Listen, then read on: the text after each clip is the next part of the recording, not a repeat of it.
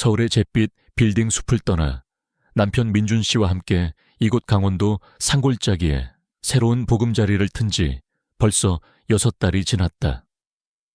남편은 이곳의 고요함이 우리의 첫 아이에게 완벽한 선물이 될 거라고 말했다. 창밖으로 보이는 것은 끝없이 펼쳐진 산맥과 계절마다 옷을 갈아입는 숲, 그리고 밤하늘을 수놓는 별들 뿐이었다.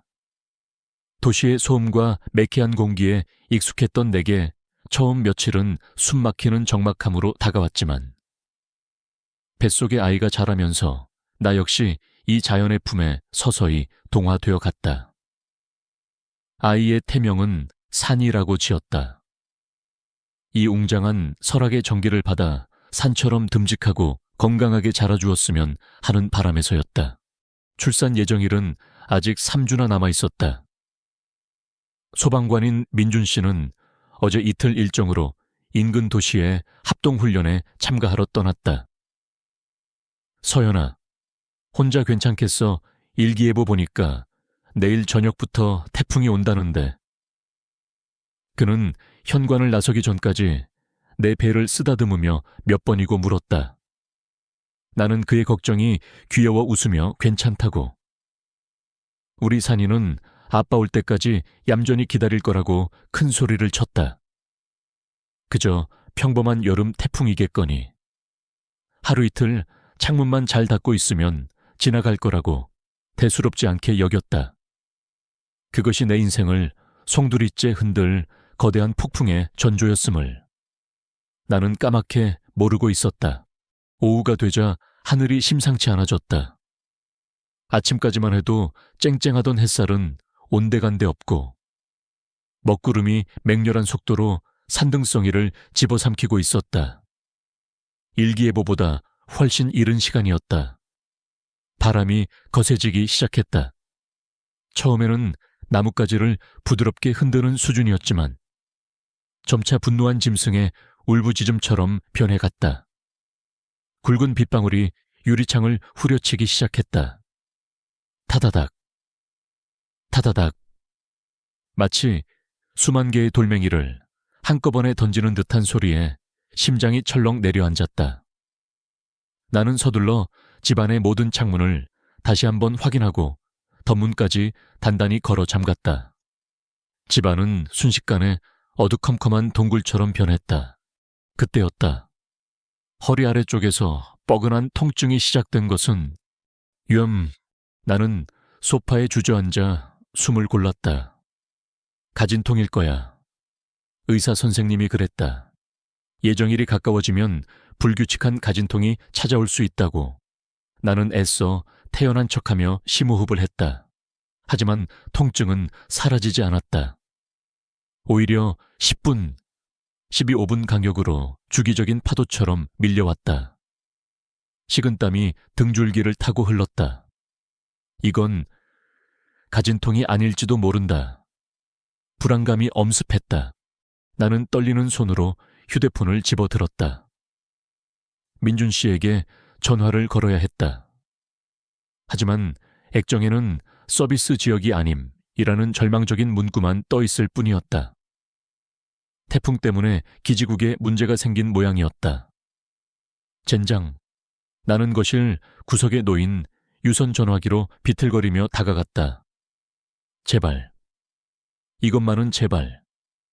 수화기를 들었지만 귀에 들리는 것은 침묵뿐이었다.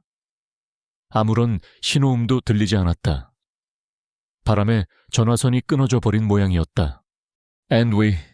목소리가 터져 나왔다. 사방이 막혔다. 나는 이 외딴 산골짜기에 완벽하게 고립되었다. 통증은 이제 아분강역으로 좁혀져 나를 옴짝달싹 못하게 만들었다. 배를 움켜쥔 채 거실 바닥에 쓰러졌다. 바깥에서는 바람이 문짝을 통째로 뜯어낼 듯이 울부짖고 있었고 번개가 칠 때마다 창백한 빛이 어두운 집 안을 섬광처럼 갈랐다. 천둥 소리는 지축을 흔드는 것 같았다. 외부의 혼돈과 내 몸속에서 시작된 격렬한 진통이 공명하며 나를 공포의 나락으로 밀어 넣었다. 이대로는 안 된다. 병원에 가야 해. 정신을 차려야 해. 이서연, 나는 전 먹던 힘까지 짜내어 벽을 짚고 일어섰다. 미리 싸두었던 출산 가방을 끌어안고 현관으로 향했다. 문을 여는 순간 비바람이 내 뺨을 사정없이 후려쳤다. 한 걸음 내딛기가 무섭게 몸이 휘청거렸다. 눈을 뜰 수조차 없었다. 빗물에 젖은 땅은 질퍽했고 마당은 이미 작은 연못처럼 변해 있었다. 나는 거의 기다시피 차고로 향했다. 민준 씨의 SUV라면 이 정도 빗길은 헤쳐나갈 수 있을 것이다. 차키를 쥔 손이 덜덜 떨렸다. 몇 번의 시도 끝에 간신히 차문을 열고 운전석에 쓰러지듯 몸을 구겨 넣었다. 숨을 헐떡이며 시동키를 돌렸다. 철컥, 철컥, 끼기기. 엔진은 몇 번 힘없는 소리를 내더니 이내 잠잠해졌다. 다시 시도했다. 결과는 같았다. 아마 밤새 내린 비에 엔진 어딘가가 침수된 모양이었다. 마지막 희망의 불씨가 꺼지는 순간이었다. 나는 핸들에 이마를 받고 절망적으로 흐느꼈다. 살려주세요. 누가 좀 제발. 내 울음소리는 미친 듯이 포효하는 빗소리와 바람소리에 묻혀 누구에게도 닿지 않았다. 바로 그때였다. 온 집 안을 밝히던 비상등마저 깜빡거리더니 퓨즈가 나가는 소리와 함께 모든 것이 암흑에 잠겼다. 정전이었다. 칠흑 같은 어둠 속. 차 안에서 나는 또다시 덮쳐오는 극심한 진통에 비명을 질렀다. 몸을 제대로 가눌 수 없었다. 뭔가 뜨거운 것이 다리 사이로 흘러내리는 느낌이 들었다. 양수가 터진 것이다. 이제 정말 돌이킬 수 없었다. 나는 혼자였다.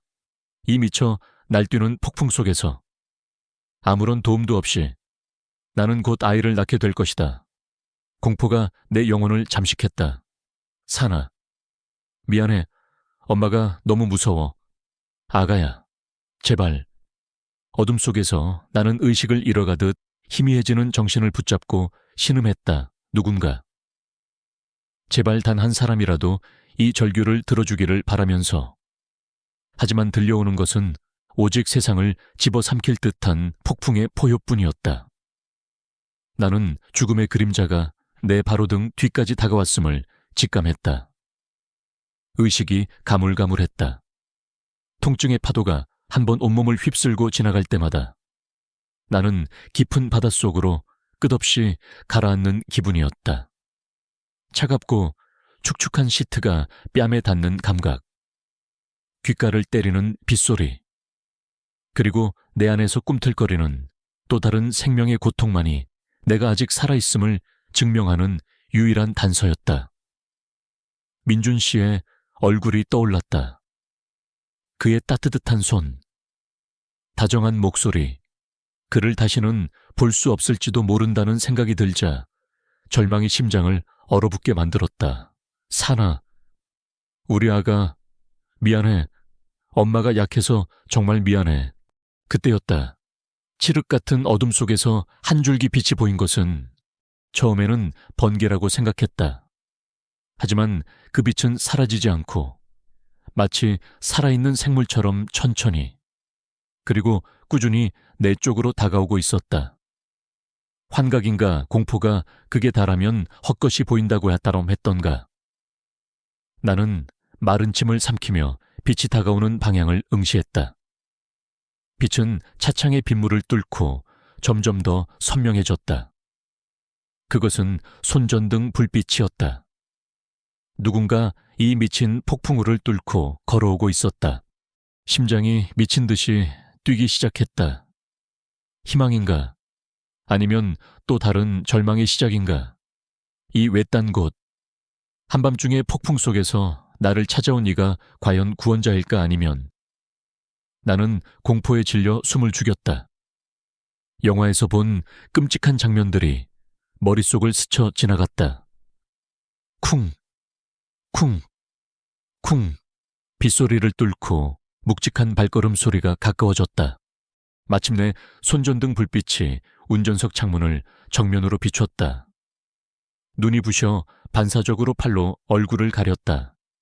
그리고 덜컥 하는 소리와 함께 차문이 거칠게 열렸다. 비바람이 차 안으로 몰아쳤다. 비 때문에 형체를 제대로 분간할 수 없었지만 비옷을 입은 거대한 그림자가 나를 굽어보고 있었다. 아가씨, 여기서 뭐 하는 거야? 얼어 죽을 일 있어. 귀에 꽂힌 것은 구수하면서도 투박한 강원도 사투리가 섞인 거친 목소리였다. 여자의 목소리였다. 하지만 내가 상상했던 다정한 위로나 안심과는 거리가 멀었다. 오히려 호통에 가까웠다. 빛에 익숙해진 눈으로 상대를 확인한 순간 나는 온몸이 굳어버렸다. 비에 젖은 머리카락이 이마와 볼에 달라붙어 있었고 깊게 팬 주름은 마치 마른 곶감 같았다. 비바람에 맞서느라 잔뜩 찡그린 얼굴은 무뚝뚝하고 험상궂어 보이기까지 했다. 낡고 해진 비옷, 한 손에는 손전등을, 다른 한 손에는 괭이를 들고 있었다. 나는 숨을 헛들이 마셨다. 괭이라니, 저걸로 뭘 하려는 거지. 서울에서 나고 자란 나에게 그 모습은 너무나도 낯설고 위협적이었다. 도시 사람들의 불신과 경계심이 본능처럼 솟아올랐다. 누구세요? 내가 겨우 쥐어짜낸 목소리는 염소처럼 떨렸다. 여자는 내 질문에는 아랑곳하지 않고 내 상태를 위아래로 훑어보았다. 젖은 옷, 창백한 얼굴, 그리고 내가 본능적으로 감싸 안고 있는 배를 보더니 혀를 끌끌 찼다. 아이고, 쯧쯧, 양수까지 터졌구먼. 이러고 있었으니 정신 똑바로 차려. 이러다 애하고 산모하고 둘 다 큰일 나. 그녀는 괭이를 땅에 꽂아두고는 내 팔을 우악스럽게 잡아 끌었다. 나는 반사적으로 몸을 뒤로 빼며 저항했다. 안 돼. 이 사람을 따라가면 안 될 것 같아. 이성과 본능이 머릿속에서 격렬하게 싸웠다. 하지만 내 미약한 저항은 또다시 밀려온 진통 앞에서 무너져 내렸다. 아흑, 비명을 지르며 배를 움켜쥐자. 여자의 표정이 순간 미세하게 변하는 것을 보았다. 험상궂던 얼굴에 아주 잠깐 찰나의 연민 같은 것이 스쳐 지나갔다. 정신 붙들고 내 말 잘 들어. 나는 저 위쪽 집에 사는 사람이여. 이대로 있으면 당신 죽어. 우리 집으로 가야 혀. 거기라도 가야 불이라도 쬐고 몸이라도 녹이지. 내 말 알겠어. 그녀의 말은 여전히 투박했지만 그 안에는 이상한 힘이 있었다. 거스를 수 없는 단호함. 나는 선택의 여지가 없었다. 고개를 끄덕이자 그녀는 내 몸을 부축해 차 밖으로 끌어냈다. 그녀의 몸은 나이와 달리 놀랍도록 단단했다. 비바람 속에서 우리는 위태롭게 걸음을 옮겼다. 그녀의 집은 불과 50m 남짓 떨어진 언덕 위에 있었지만 그 거리가 천리길처럼 느껴졌다. 질퍽한 흙이 발목을 잡았고 바람은 우리를 날려버릴 듯이 밀어붙였다. 몇 번이고 넘어질 뻔한 나를 그녀는 있는 힘껏 붙잡아 주었다. 그녀의 거친 숨소리와 내 고통스러운 신음소리가 폭풍의 교향곡 속에 뒤섞였다. 마침내 낡은 나무 대문 앞에 도착했다. 그녀가 문을 열자 나는 안으로 거의 쓰러지듯 들어갔다. 그녀의 집은 내가 살던 새하얀 벽지에 현대적인 집과는 모든 것이 달랐다. 흙벽에서는 쿰쿰한 냄새와 함께 말린 쑥향이 났고 천장에는 검게 그을린 석가래가 그대로 드러나 있었다. 방 한가운데에는 낡은 자개장이 놓여 있었고 벽에는 오래된 흑백 가죽 사진이 걸려 있었다. 모든 것이 시간을 거슬러 올라간 듯 낯설었다. 우선 여기 누워 있어. 그녀는 나를 아랫목 따뜻한 곳에 조심스럽게 눕혔다. 장작을 떼는 아궁이의 온기가 바닥을 통해 올라와 꽁꽁 얼었던 몸을 서서히 녹여주었다. 그녀는 램프 몇 개의 불을 붙여 방 안을 밝혔다. 흔들리는 불빛 속에서 나는 비로소 그녀의 얼굴을 제대로 볼 수 있었다. 그녀는 낡은 수건 더미를 가져와 내 젖은 머리와 몸을 거칠지만 정성스럽게 닦아주기 시작했다. 저는 서연이라고 해요. 이서연. 나는 김혜숙이요. 그냥 아줌마라고 불러. 김혜숙 씨. 그녀는 부엌으로 가더니 곧 주전자를 들고 돌아왔다. 따뜻한 보리차를 한 잔 따라 내 입에 대주었다. 고소한 온기가 목구멍을 타고 내려가자 팽팽했던 긴장이 조금은 누그러지는 듯 했다. 그녀는 내 임의 손을 얹어 열을 재고 내 배 위에 손을 올려 아이의 위치를 확인하는 듯 했다. 그 손길은 놀랍도록 익숙하고 노련했다. 걱정 마. 내가 젊었을 때 동네 애들 여럿 받았어. 우리 집 소들도 다 내 손으로 받았고. 그녀가 무심한 듯 툭 던진 말에 나는 어안이 벙벙했다. 소를 받았다니. 하지만 이상하게도 그 말이 불안하기보다는 오히려 작은 안도감을 주었다. 이 사람은 적어도 이 상황을 어떻게 다뤄야 하는지는 아는 사람이었다. 또 한 번의 강한 진통이 몰려왔다. 나는 이를 악물고 신음을 참으려 애썼다. 끙끙거리는 나를 보며 혜숙 씨가 말했다. 참지 마. 소리 질러. 그래야 힘이 들어가. 숨을 깊게 들이쉬고 내쉴 때 길게 소리를 내봐. 후. 그녀는 내 손을 꼭 잡고 시범을 보였다.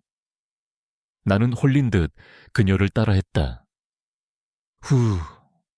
신기하게도 그렇게 하니 고통이 조금은 견딜만하게 느껴졌다. 내가 진통으로 몸부림치다 지쳐 잠시 숨을 고르는 사이 그녀는 젖은 옷을 벗기고 마른 옷으로 갈아입혀 주었다.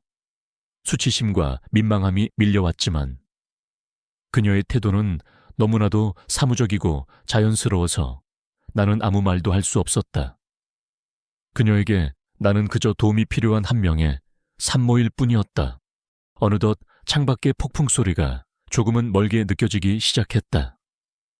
혜숙 씨가 지피는 아궁이에 장작 타는 소리, 그녀의 나직한 숨소리, 그리고 따뜻한 방 안의 공기가 나를 감쌌다. 나는 이 낯선 여인의 낡은 집에서 기묘한 안정감을 느끼고 있었다. 서울의 그 어떤 최신식 병원보다도 더 안전하게 느껴졌다. 죄송해요. 너무 폐를 끼쳐서. 진통의 막간에 내가 기어들어가는 목소리로 말했다. 혜숙 씨는 묵묵히 젖은 수건을 짜다가 나를 돌아보았다. 그녀의 깊은 눈이 흔들리는 램프 불빛에 반짝였다. 그리고 처음으로 아주 희미한 미소를 지었다. 아이고, 폐는 무슨 사람 목숨보다 중한 것이 세상에 어디 있겠어. 더군다나 곧 태어날 새 생명인데 그 순간 내 마음속을 짓누르던 두려움과 경계심의 마지막 벽이 허물어져 내렸다. 나는 더 이상 그녀의 거친 사투리나 험상궂은 첫인상을 보지 않았다. 대신 폭풍우 치는 밤바다의 등대처럼 묵묵히 내 곁을 지키는 한 인간의 따뜻하고 강인한 영혼을 보았다. 나는 혼자가 아니었다. 이 어둡고 거친 밤, 나는 기적처럼 나의 구원자를 만난 것이다. 하지만 진짜 싸움은 이제부터 시작이었다. 시간 감각이 사라졌다. 세상은 이제 나와 내 배를 찢을 듯한 고통, 그리고 내 손을 꼭 잡고 있는 김혜숙이라는 여인. 단 3가지로만 이루어져 있었다. 진통의 강력은 이제 거의 없다시피 했다. 하나의 거대한 파도가 나를 집어삼키고 놓아주기가 무섭게 더 높은 파도가 밀려와 나를 덮쳤다. 나는 비명을 지르고 울부짖고 때로는 저주를 퍼부었다. 그 모든 것을 혜숙 씨는 묵묵히 받아내고 있었다. 그녀는 내 등 뒤에 앉아 내 상체를 단단히 받쳐주며 진통이 올 때마다 나직하게 속삭였다. 그래, 괜찮아. 잘하고 있어. 숨 쉬어. 서연 씨, 아기한테 산소를 줘야지. 후, 그녀의 목소리는 거친 파도 위에 유일한 닻이었다. 나는 맹목적으로 그녀의 지시에 따랐다. 그녀의 존재가 없었다면 나는 진작에 이성을 잃고 공포에 잡아먹혔을 것이다. 하지만 무언가 잘못되고 있었다. 시간이 이렇게나 흘렀는데 아이는 나올 기미를 보이지 않았다. 오히려 내 몸은 점점 지쳐가고 있었다. 진통은 격렬해지는데 정작 아이는 아래로 내려오지 않는 느낌. 혜숙 씨의 표정도 점점 심각해졌다. 그녀는 램프를 더 가까이 가져와 내 상태를 살피고 주기적으로 내 배에 귀를 대고 무언가를 듣는 듯 했다.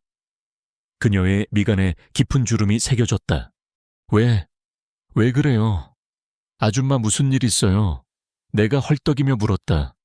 혜숙 씨는 즉답을 피했다. 대신 내 얼굴의 땀을 닦아주며 말했다. 아니요, 조금만 더 힘을 내봐. 거의 다 왔어. 그러나 그녀의 눈빛은 거짓말을 하고 있었다. 그 안에는 내가 지금까지 보지 못했던 깊은 우려와 긴장이 서려 있었다.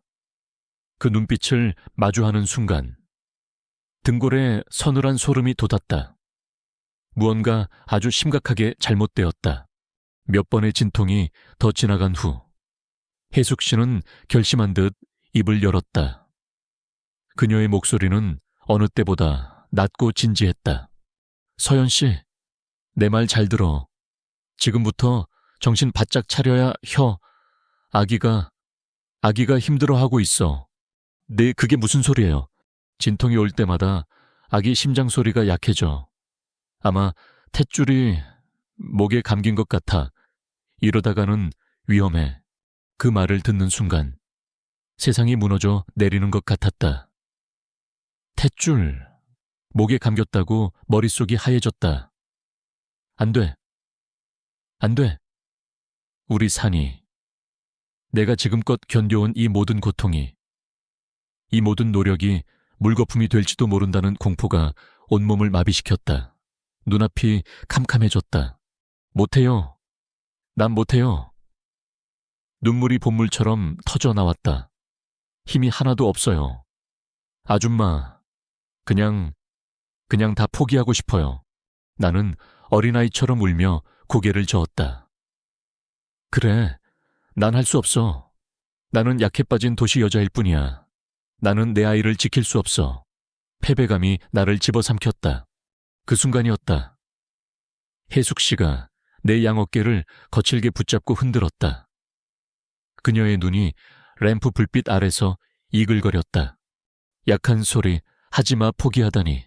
그게 지금 엄마가 될 사람이 할 소리야. 그녀의 호통에 나는 잠시 울음을 멈추고 그녀를 쳐다보았다. 그녀의 눈에도 눈물이 그렁그렁했다. 분노와 슬픔이 뒤섞인 내가 감히 헤아릴 수 없는 깊은 감정의 소용돌이가 그 안에 있었다. 나의 말 들어. 서연 씨, 정신 차리고 나를 봐. 당신은 할 수 있어. 해야만 해. 하지만 저는... 아니, 혜숙 씨는 내 말을 잘랐다. 그녀의 목소리가 절절하게 떨리고 있었다. 절대 안 돼. 나는 내 첫 새끼를 그렇게 보냈어. 탯줄 때문에 내가 힘이 없어서 그 아이 얼굴 한번 제대로 못 보고 그렇게 하늘로 보냈단 말이여. 그녀의 고백은 천둥 소리보다 더 크게 내 심장을 울렸다. 나는 숨을 쉴 수가 없었다. 그녀의 거칠었던 손길, 무뚝뚝했던 말투, 그 모든 것 뒤에 이토록 시리고 아픈 상처가 숨겨져 있었다니. 그녀는 지금 내게서 수십 년 전에 자기 자신을 보고 있었던 것이다. 그리고 내 아이에게서 그녀가 잃어버린 그 아이의 그림자를 보고 있었다. 하지만 당신은 안 돼. 당신 아기는 절대 그렇게 보내지 않을 거야. 내가 있잖아. 내가 어떻게든 할 테니까. 당신은 그냥 나만 믿고 힘을 줘. 알겠어. 그녀의 눈물 한 방울이 내 손등 위로 툭 떨어졌다. 뜨거웠다. 그 눈물은 내 안에 남아있던 마지막 두려움과 절망을 모두 녹여버렸다. 더 이상 그녀는 낯선 시골 아줌마가 아니었다. 그녀는 나와 같은 고통을 겪은 어머니였고 나의 동지였으며 내 아이를 살리기 위해 자신의 가장 깊은 상처를 기꺼이 드러낸 은인이었다. 네, 나는 흐느끼며 고개를 끄덕였다. 할게요. 뭐든지 할게요. 그 순간 우리 둘은 하나가 되었다. 혜숙 씨의 슬픔은 나의 용기가 되었고 나의 절박함은 그녀의 의지가 되었다. 좋아.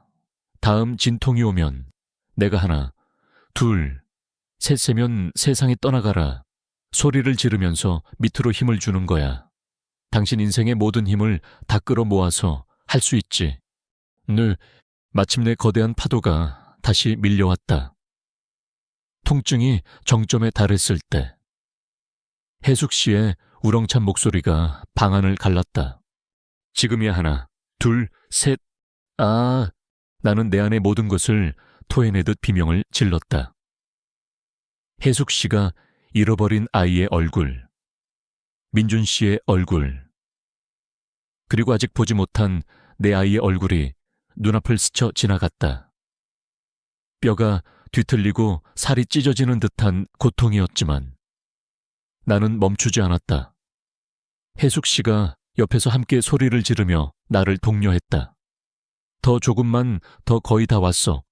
그리고 마침내 무언가 거대한 것이 내 몸에서 빠져나가는 느낌과 함께 모든 고통이 거짓말처럼 사라졌다. 방 안에는 정적이 흘렀다. 끔찍한 정적. 밖에서는 여전히 폭풍이 울부짖고 있었지만 그 소리마저 들리지 않았다. 내 귀에는 오직 내 심장 소리만이 광적으로 울리고 있었다. 왜 아기가 울지 않지? 나는 공포에 질려 혜숙 씨를 보았다. 그녀는 믿을 수 없는 속도로 움직이고 있었다. 그녀는 작고 축축한 생명체를 받아 안아 그 작은 목에 얽힌 것을 재빨리 풀어내고 있었다. 그리고는 아기의 등을 가볍게, 하지만 단호하게 탁탁 두드렸다. 시간은 영원처럼 느껴졌다. 1초, 2초, 융이행, 유비행. 그때 천상의 소리 같은 아기 울음소리가 터져나왔다. 그 어떤 오케스트라의 연주보다도 웅장하고 아름다운 소리였다. 그 울음소리는 방 안의 모든 어둠과 공포를 씻어내고 미친 듯이 울부짖던 폭풍의 소리마저 잠재웠다. 혜숙 씨의 손이 처음으로 떨리는 것을 보았다. 그녀는 미리 준비해둔 깨끗한 천으로 아기를 조심스럽게 감쌌다. 그녀의 얼굴은 땀과 눈물로 범벅이 되어 있었지만 그 위로는 성스러운 미소가 피어오르고 있었다. 아들이여, 아주 튼튼한 아들이야. 그녀는 아기를 내 품에 안겨주었다. 작고 따뜻하고 꼬물거리는 생명체. 내 아들. 나는 하염없이 눈물을 흘리며 아들의 작은 얼굴을 어루만졌다. 아들은 나를 닮았고 또 민준 씨를 닮아 있었다. 기적이었다. 이 모든 것이 기적이었다. 나는 고개를 들어 혜숙 씨를 보았다. 고맙다는 말로는 도저히 표현할 수 없는 경외감과 존경심이 가득한 눈으로 그녀를 바라보았다. 그녀는 그저 조용히 웃으며 내 머리를 쓰다듬어 줄 뿐이었다. 창밖을 보니 어느새 폭풍의 기세가 한풀 꺾여 있었다. 칠흑 같던 어둠의 장막 너머로 아주 희미하게 새벽의 푸른빛이 번져오고 있었다. 가장 어둡고 길었던 밤이 마침내 끝나가고 있었다. 아기의 첫 울음소리가 잦아들자 세상의 모든 소음이 함께 멎는 듯 했다. 길고 긴 밤을 미친 듯이 핥히던 폭풍우는 어느새 힘을 잃고 부드러운 가랑비로 변해 낡은 창문을 조용히 적시고 있었다. 방 안에는 아궁이에서 타들어가는 장작 소리, 곤히 잠든 아가의 새근거리는 숨소리, 그리고 나와 해숙 씨의 지친 숨결만이 고요하게 떠다녔다. 나는 품 안의 작은 생명체에게서 눈을 뗄 수가 없었다. 퉁퉁 부은 눈, 꼬물거리는 작은 입술, 세상을 다 얻은 듯 평온한 얼굴. 내 아들, 산이. 이 아이를 지키기 위해 내가 그런 힘을 냈다는 것이 믿기지 않았다. 아니, 정확히는 나 혼자만의 힘이 아니었다. 내 곁에는 이 작은 생명의 탄생을 위해 자신의 가장 아픈 상처까지 꺼내 보이며 함께 싸워준 해숙 씨가 있었다. 그녀는 묵묵히 뒷정리를 하고 있었다. 피와 양수로 얼룩진 이불을 걷어내고 따뜻한 한 물수건으로 내 몸을 닦아주었다. 그녀의 모든 움직임에는 군더더기가 없었다. 마치 수십 년간 매일 해온 일처럼 자연스러웠다. 잠시 후 그녀는 부엌에서 구수한 냄새가 나는 그릇을 하나 들고 왔다. 미역국이었다. 아기 낳느라 고생했어. 우선 이거라도 좀 먹어. 젖이 잘 돌려면 산모가 잘 먹어야 혀. 그녀는 숟가락으로 국을 떠서 내 입가에 가져다 주었다. 나는 갓 태어난 아기처럼 그녀가 떠주는 미역국을 받아 먹었다. 따뜻하고 진한 국물이 온몸으로 퍼져나가며 얼어붙었던 근육과 마음을 녹여주었다. 눈물이 다시 핑 돌았다. 어젯밤 험상궂은 얼굴로 괭이를 든 채 나타났던 그녀의 모습이 떠올랐다. 그 모습에 겁을 먹고 경계했던 내가 너무나도 부끄럽고 죄스러웠다. 그녀는 내 아이의 생명의 은인이자 어쩌면 하나님이 나에게 보내준 수호천사일지도 몰랐다. 우리는 한동안 아무 말도 하지 않았다. 그 어떤 말도 이 순간의 고요함과 충만함을 깨뜨릴 수 없을 것 같았다. 그녀는 갓난아기에게 입힐 만한 옷이 있을까 싶어 낡은 자개장을 뒤적이고 있었고, 나는 그런 그녀의 뒷모습을 가만히 바라보았다. 깊게 펜 주름과 투박한 손마디, 저 주름 속에 얼마나 많은 세월의 풍파가 담겨 있을까. 저 손으로 얼마나 많은 생명을 일구고 또 떠나보냈을까. 그녀는 더 이상 낯선이가 아니었다. 그녀는 내 아이의 할머니였고 나의 어머니였다. 바로 그때였다. 멀리서 희미하게 자동차 엔진 소리가 들려온 것은 소리는 점점 더 가까워졌다. 밤새 태풍으로 막혔던 길이 뚫린 모양이었다. 민준 씨였다. 그가 돌아온 것이다. 서연아 이서연. 그의 목소리는 다급하고 절박했다. 그는 우리 집 쪽에서부터 아내의 이름을 부르며 달려오고 있었다.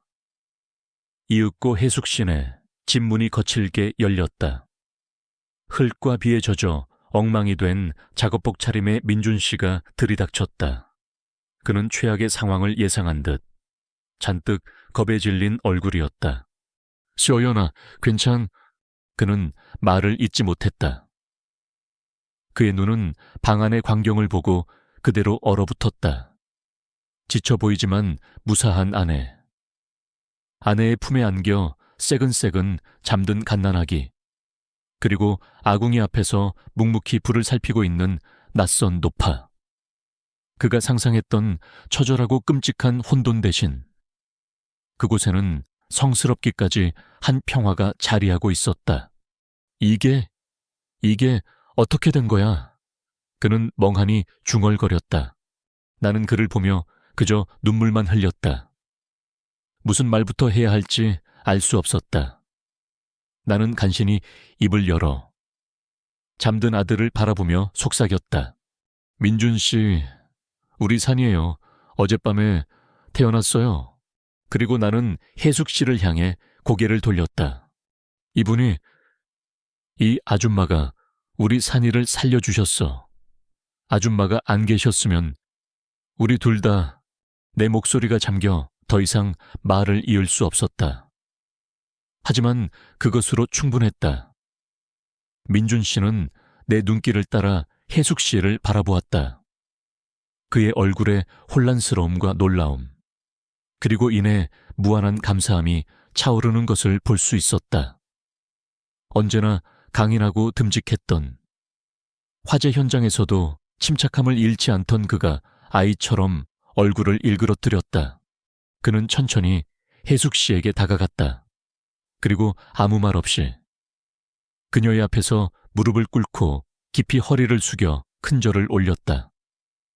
한국 사람이 표할 수 있는 최고의 존경과 감사의 표현이었다. 감사합니다. 정말 감사합니다. 그의 목소리는 눈물에 젖어 갈라지고 있었다. 혜숙 씨는 당황하며 그를 일으키려 했다. 아이고, 젊은 양반, 뭐 하는 거요? 어서 일어나. 뭘요?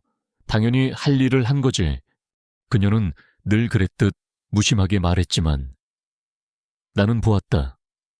그녀의 눈가가 붉게 물들어 있는 것을. 민준 씨는 일어나 내 곁으로 와 앉았다. 그는 경이로운 눈으로 아들을 내려다보다가 조심스럽게 아기의 작은 손을 만져보았다. 그리고는 나를 보며 물었다. 이름 생각해둔 거 있어? 우리 아들 진짜 이름. 나는 잠시 생각했다. 산이는 태명일 뿐이었다. 이 아이에게는 이 기적 같은 탄생에 어울리는 이름이 필요했다. 나는 내 품의 아들과 그런 우리를 따뜻한 눈으로 바라보고 있는 혜숙 씨를 번갈아 보았다. 그리고 조용히 입을 열었다. 은혜, 김은혜 어때요? 민준 씨가 의아한 표정을 짓자 나는 혜숙 씨를 보며 덧붙였다. 아줌마의 혜자를 따서요. 우리 아기는 아줌마가 주신 은혜로운 선물이니까. 그 말을 듣는 순간 혜숙 씨의 얼굴에 만감이 교차했다. 놀라움, 감동, 그리고 기쁨. 그녀는 손으로 입을 가렸지만 터져 나오는 감정을 다 숨기지는 못했다. 평생을 무뚝뚝하게 살아왔을 그 여인의 얼굴에 소녀처럼 환한 웃음꽃이 피어올랐다. 그녀의 인생에서 가장 아팠던 기억의 흔적이 이제 한 아이의 이름이 되어 새로운 희망으로 다시 태어나는 순간이었다. 창문 너머로 밤새 세상을 핥히던 폭풍우는 완전히 자취를 감추고 눈부신 아침 햇살이 쏟아져 들어왔다. 그 황금빛 햇살이 우리 세 사람과 세상에서 가장 평화롭게 잠든 작은 천사를 따뜻하게 감싸고 있었다. 모든 것이 끝났고 모든 것이 새로 시작되고 있었다. 세월은 강물처럼 흘러 그날의 폭풍우가 남긴 상처와 공포를 부드럽게 쓸어갔다. 그 자리에는 대신 따스하고 단단한 기억들이 차곡차곡 쌓였다. 우리 아들, 은혜가 어느덧 5살이 되었다. 오늘도 우리는 강원도를 찾았다. 이제는 제2의 고향처럼 느껴지는 곳. 하지만 우리가 향하는 곳은 더 이상 하얗고 모던한 우리 집이 아니었다. 우리의 발길은 언제나 흙냄새와 풀냄새가 정겹게 섞인 언덕 위 해숙시의 낡은 집으로 먼저 향했다. 할미오니, 차에서 내리자마자 은혜는 작은 다리로 아장아장 달려가 마당에서 텃밭을 돌보던 혜숙 씨의 품에 안겼다. 혜숙 씨는 허리를 펴고 활짝 웃으며 은혜를 번쩍 들어 올렸다. 그 웃음은 이제 그녀의 얼굴에서 가장 익숙한 표정이 되었다. 그녀의 깊은 주름은 더 이상 고단한 세월의 흔적이 아니라 따뜻한 인정을 담는 그릇처럼 보였다. 아이고, 우리 강아지 왔어. 지난주에 심은 방울토마토가 우리 은혜 보려고 빨갛게 익었네. 내가 딸 거예요, 내가. 은혜는 혜숙 씨의 등에서 내려와 곧장 텃밭으로 달려갔다.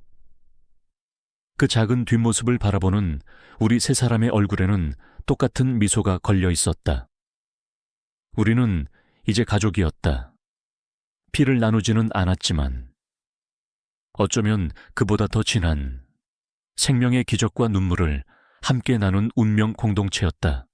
민준 씨는 가져온 짐을 마루에 내려놓으며 혜숙 씨의 어깨를 주물렀다. 어머니, 힘들게 밭일은 그만 좀 하세요. 저희가 다 할 텐데 냅둬. 늙은이도 몸을 움직여야 밥맛이 도는 법이여. 혜숙 씨는 그렇게 말하면서도 아들 같은 민준 씨의 손길을 기분 좋게 받고 있었다. 나는 툇마루에 앉아 그 모습을 바라보았다. 5년 전, 이 집의 문턱을 처음 넘었을 때에 내가 떠올랐다. 두려움과 불신에 가득 차. 이 친절을 의심하고 경계했던 어리석은 나. 만약 그날 밤, 내 안의 편견이 더 강했더라면, 그래서 혜숙 씨의 손을 뿌리쳤더라면 어떻게 됐을까? 생각만 해도 아찔했다. 혜숙 씨는 내 옆에 와서 앉았다. 우리는 말없이 텃밭에서 방울토마토를 따느라 여념이 없는 은혜를 바라보았다. 서울 생활은 괜찮고, 네, 어머니, 그럭저럭요. 그래도 여기가 더 좋아요. 공기도, 바람도, 그리고 어머니도 계시니까요. 내 진심 어린 말에 그녀는 그저 희미하게 웃었다. 어머니, 내가 조용히 불렀다. 그날 밤 정말 감사했어요. 절 구해주셔서. 그리고 은혜를 받아주셔서 감사한 게 아니에요. 저희 삶에 들어와 주셔서, 저희 가족이 되어주셔서 감사해요. 혜숙 씨는 먼 산을 바라보았다. 여름의 끝자락, 산등성이는 짙은 녹음으로 가득했다. 내가 너희를 구한 게 아니야. 그녀가 나직하게 말했다. 너희가. 그리고 우리 은혜가 나를 살린 거지. 이 늙은이는 저 양반 세상 뜨고 나서 이 텅 빈 집에서 그냥 하루하루 죽을 날만 기다리고 있었어. 웃는 법도 다 잊어버렸고. 그런데 너희가 오고 저 아이의 울음소리가 이 집에 다시 울려 퍼지면서 내가 다시 살고 싶어졌어. 저 녀석 커서 장가가는 것까지 보고 싶어졌단 말이요. 그녀의 말에 가슴이 뭉클해졌다. 우리는 서로의 구원자였다. 폭풍 우 치던 그 밤, 우리는 서로의 어둠 속에서 빛을 발견했다. 그때 은혜가 헛간 쪽에서 무언가를 들고 낑낑대며 걸어왔다. 낡고 한쪽이 찌그러진 오래된 손전등이었다. 할머니, 이거 뭐야? 불이 안 나와. 나와 혜숙 씨는 동시에 그 손전등을 알아보았다. 5년 전 그 밤, 어둠을 뚫고 내게 다가왔던 한 줄기 빛, 공포와 희망을 동시에 안겨주었던 바로 그 손전등이었다. 혜숙 씨는 은혜를 자기 무릎에 앉히고 손전등을 받아들었다. 그녀는 손전등을 소중하게 어루만지며 말했다. 이건 말이야. 아주 용감한 아기가 태어나던 아주 특별한 밤에 하늘에서 내려온 천사를 찾아갈 수 있도록 길을 밝혀주던 마법의 등불이란다. 은혜는 눈을 동그랗게 뜨고 할머니의 이야기에 귀를 기울였다. 천사, 그게 나야. 그럼 우리 은혜지. 나는 그 모습을 보며 조용히 미소 지었다. 끔찍했던 폭풍의 기억은 이제 한 아이의 탄생 설화가 되었다. 상처는 아물어 아름다운 이야기가 되었다. 어느덧 해가 서쪽 산 너머로 기울고 있었다. 하늘은 붉고 황금빛 노을로 물들었다. 민준 씨는 은혜를 목말 태우고 마당을 돌았고, 아이의 즐거운 웃음소리가 저녁 공기 속으로 퍼져나갔다. 나는 혜숙 씨의 곁으로 다가가 세월의 흔적이 가득한 그녀의 손을 가만히 잡았다. 그녀의 손은 여전히 투박했지만 세상에서 가장 따뜻하고 강한 손이었다. 더 이상 아무 말도 필요 없었다. 우리는 그저 함께 노을을 바라보았다. 폭풍 속에서 맺어진 기적 같은 인연. 그 인연의 끈은 이제 그 어떤 폭풍 후에도 끊어지지 않을 만큼 단단하고 질기게 우리를 묶어주고 있었다. 천사는 언제나 날개를 달고 오는 것이 아니었다. 때로는 낡은 비옷을 입고, 투박한 손전등을 든 채 가장 어두운 밤에 우리를 찾아오기도 하는 것이다. 그리고 그 천사가 가져다 준 가장 큰 선물은 한 생명의 탄생뿐만이 아니었다. 그것은 편견의 벽을 허물고 상처를 치유하며 텅 빈 마음에 사랑을 채워넣는 기적 그 자체였다. 저 멀리 산 그림자 아래서 반짝이는 우리 집의 불빛을 보며 나는 비로소 가족이라는 단어의 진짜 의미를 깨닫고 있었다.